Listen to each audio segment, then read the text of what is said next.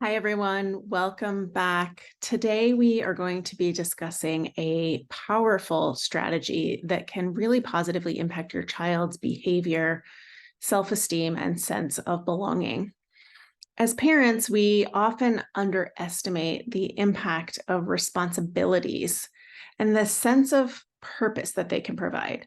When a child feels valued and important, and they have a sense of focused purpose, their behavior can transform and they can thrive in ways that we never would have even expected.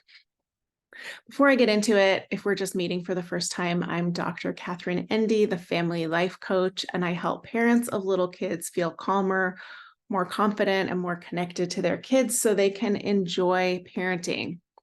If you'd like to learn more about the services that I offer, I invite you to head on over to catherineendy.com.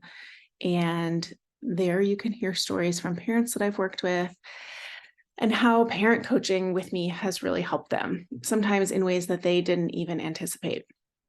And while we're here, will you please do me a favor and like this video, subscribe to my channel, and click the notifications bell, because of course, all of these things help to boost these videos so that other parents can see them and learn about conscious parenting and doing things differently. And I appreciate you doing that for me. Thank you. Okay, let me share a story with you. The daughter of a client of mine was struggling at summer camp this year. She was experiencing kind of unexpected difficulties with behavior. She didn't usually have behavior problems at school, but for whatever reason, her behavior was really a challenge at camp. And perhaps it was the unfamiliar environment that was a stressor, or being outside of her normal routine. We weren't really sure.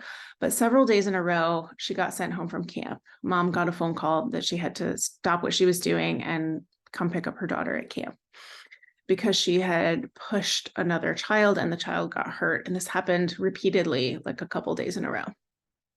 And this was super distressing for my client because firstly, she was concerned about her daughter, of course, and why was this happening and why was this kind of unusual behavior occurring? But also, day camp was this mom's entire childcare plan for the summer. Her husband also works full time, and her mother, who's usually the backup plan for childcare, was out of town for several weeks. So this was pretty important that my client and the staff at the camp figure out a solution, because otherwise this kid was going to get kicked out of camp like that same week, and the mom would have no childcare, and she'd already paid for this for the entire summer. Her other kid was at that camp, right? So it was kind of like not an option to not have a solution to this problem. Because again, the camp said that if her behavior didn't improve, another option would be that the child would need a support person to accompany her to camp so that she could stay in camp. But of course, the parents didn't have an aide or a support person lined up, and the grandmother was out of town, so that wasn't an option. So the camp counselors decided to get creative and assign her, the daughter, a special job to be, they were very generic about it, to be a special helper. They even gave her a name tag that said special helper. It was on a lanyard. It was hanging around her neck. And I think they sent it home from camp at the end of a day. And then she was supposed to wear it to camp the next day. So the next day, something really amazing happened. This young girl, who was 5, felt so excited and proud to go to camp. She understood now that others were relying on her. She took her role as special helper very seriously, and she already had it in her mind before she even left in the morning that, like, my responsibility today is to be a special helper at camp. Having a job made her feel seen and important. It gave her a sense of purpose, and that she had the goal of contributing positively to her camp community. So not only did her behavior improve, but she also developed a newfound sense of self-esteem, and her behavior improved like immediately. It's incredible how just this simple job assignment made such a huge difference, isn't it? So let's dive deeper into why giving young children a job is so helpful and so effective. First of all, assigning a job empowers a child by giving them a sense of autonomy and control. It shows them that their actions matter and that they're capable of contributing in meaningful ways. It allows the adults to see in the child something. I can see that you have the potential to be helpful in a specific way or even a non-specific way. And by the way, like I said, I have no idea what specific tasks were assigned to this special helper role. And I don't think it necessarily matters, because when children are given a designated responsibility, they feel a sense of ownership of that role. They become more engaged and motivated in their role, which can positively impact their behavior and their overall attitude for being there. And in this case, being at camp, she wasn't excited about it. She wasn't feeling a sense of purpose around it. And that ultimately what we discovered is probably that what was causing this negative behavior.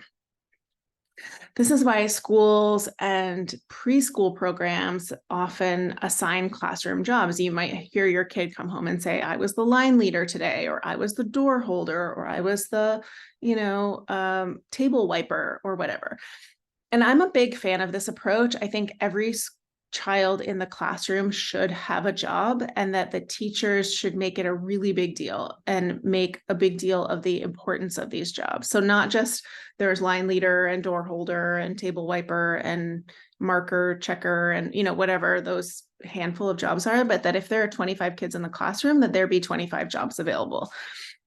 I've heard stories of conscious discipline classrooms that use jobs to engage kids of all ages in school. Heard a story of a high school student who was struggling to come to school consistently. I think he was feeling really unmotivated, not very engaged. And when the teacher assigned him a job, a role in the class, he started showing up every day because he felt seen and important. If I recall correctly, I think the role was to take attendance, something that had to happen first thing in the day. And that motivated him to come to school on time, because he knew that he had to check off the names and that had to happen before the start of class. And this is a high school student. He felt that his entire class was relying on him. He had a reason to show up and a sense of purpose. Having a job enhances a child's self-esteem. It provides them with a unique identity within their school, their community, even within their family, which boosts their confidence, boosts their sense of self-worth. By assigning a child a special role, you're sending a powerful message that they're valued and appreciated, that they have a place here. And this recognition fuels their belief in themselves and encourages them to take pride in their responsibilities and their accomplishments, even if that accomplishment is, I took attendance today. And lastly, giving young children a job teaches them responsibility and life skills. It offers them opportunities to learn about commitment, reliability, and contributing to a larger cause. You can use this within your family too. So I recently saw a family eating lunch at an outdoor cafe in my town, and I overheard the dad assigning a job to a 3-year-old, and it made me so happy. They were waiting for their food to arrive, and it was clear that the kids were getting antsy. They were probably hungry. But by giving this child a job, it made her feel important, and it gave her something to focus on other than her impatience and her hunger, right? It gave her a sense of focus. So I'm not very creative with coming up with job titles for kids, and I was having trouble remembering what kinds of job titles I used with my kids when they were little. We use this technique sometimes, probably not as often as we should have or could have, but I asked ChatGPT to write some creative and silly job titles for kids, and I love what it came up with, and I'll post this list in the description of this video. So try these on. Chief Toy Organizer. Doesn't that sound so much nicer than go clean your room or go clean up the toys? Chief Toy Organizer. Then that empowers your child to be in charge of how the toys get organized. So if they get organized by color, cool, your chief organizer made that decision. If they get organized by dolls and blocks and markers and art supplies and whatever, Cool. If they get organized by the small toys go over here and the big toys go over here, cool. Your chief toy organizer made that decision. Snack master or mistress. Love that. Official Storytime leader. So this person might be in charge of picking the story. They might be in charge of, I don't know, deciding what order the stories get read in. They might be in charge of telling the story. That'd be cool. If you have a slightly older child and a younger child, maybe your older child is in charge of telling a story at bedtime. That'd be very cool. Assistant pet whisperer. I love that. Maybe this person like takes the dog for a walk, feeds the cat. Director of operations. I came up with that one, but this might be another cleanup job. Director of imaginary play. Junior nature detective. So this person might help you weed the garden or look for bugs. This might be a little bit more of a play role. I don't know. Chief bubble blower. I love that. I miss blowing bubbles.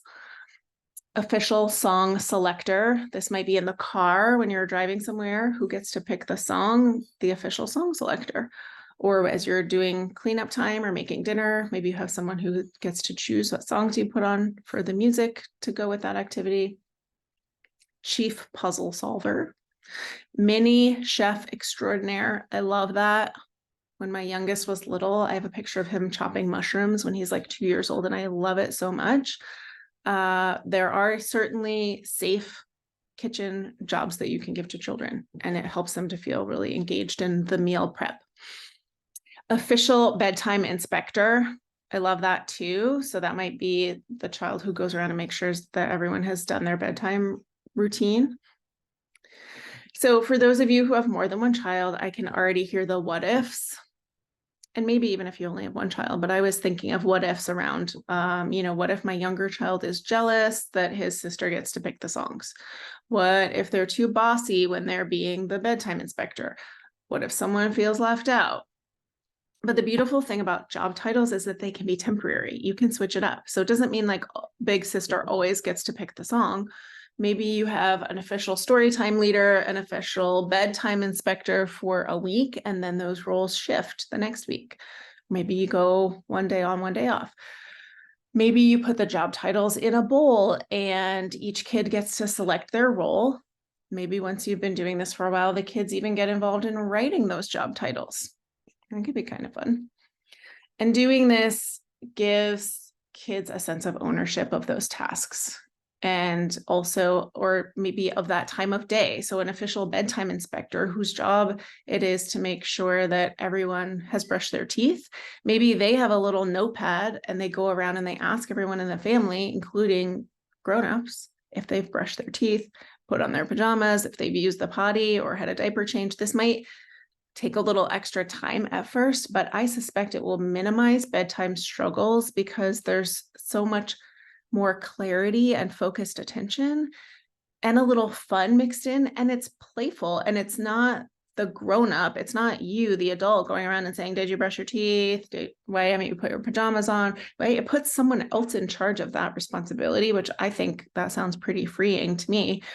If you put a 5-year-old or a 7-year-old in charge of, or even a 3-year-old in charge of like, did everyone do the things they're supposed to do? Then it also means they're checking on themselves too, right? Like maybe you help them write everyone's name and you put some little check boxes and did they brush their teeth? Yep. Did they go to the bathroom? Did they, whatever other things did they put their clothes in the hamper? Whatever things they have to do at bedtime, have someone go around and check that off. Then that person is also checking on themselves. Did I do those things? Oh, no, I better do it because I'm the official bedtime inspector. And if I haven't done it, no one else is going to have done it. So I better get on it, right? So I'm going to share the list of job titles in the description below this video. And if you and your kids come up with some fun job titles, please share them in the comments. And I will see you next time.